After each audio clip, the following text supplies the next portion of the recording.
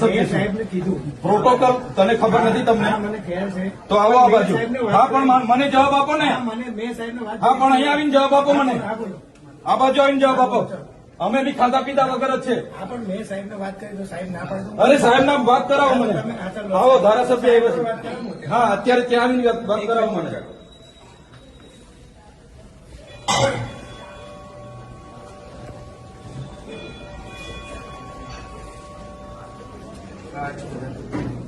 Hello sir, ધારાસભ્ય ચૈતરભાઈ વસાસે વાત કરો. આપું છું. હા કલેક્ટર સાહેબ, હું હમણાં જ આપણી મીટિંગ પતાવીને મેં ગુજરાત પેટર્નની યાદી માંગી. સર્વ સંમતિથી અમે જે ગુજરાત પેટર્ન યોજનાનું હમણાં 30 કરોડનું આયોજન થયું પ્રભારી મંત્રીની અધ્યક્ષતામાં.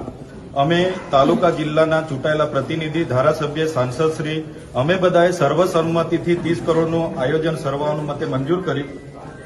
આ વર્ષનું 24-25નું હમણાં જ આ 15-20 દિવસ પહેલા મીટિંગ થઈ.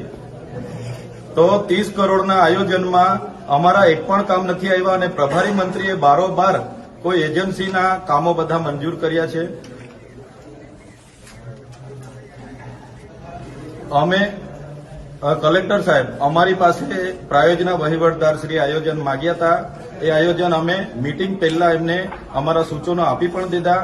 મીટિંગમાં એ કામોની બહાલી પણ થઈ ગઈ અને જે યાદી ફાઇનલ થઈ છે પ્રભારી મંત્રીની સહીથી, પ્રભારી મંત્રીની અધ્યક્ષતામાં બધા કામો મંજૂર થઈ જાય છે અને એ ફાઇલો ગાંધીનગર મંગાવીને પ્રભારી મંત્રીઓએ તમામ કામો અમારા રદ કરી અને પ્રભારી મંત્રીએ પોતાના કામો, જે કોઈ કામના કામો નથી એવા કામો મંજૂર કરી દીધા છે. તો ડેડિયાપાડા અને સાગબારાના લોકોએ અમને મત આપ્યા છે કે પ્રભારી મંત્રીને મત આપ્યા છે?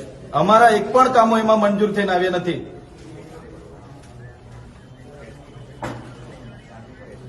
ના, પ્રાયોજના અધિકારી આમાં સભ્ય સચિવ હોય છે. 30 કરોડનું નર્મદા જિલ્લાનું આયોજન થયું. 30 કરોડમાં પ્રભારી મંત્રીએ પોતાના, હા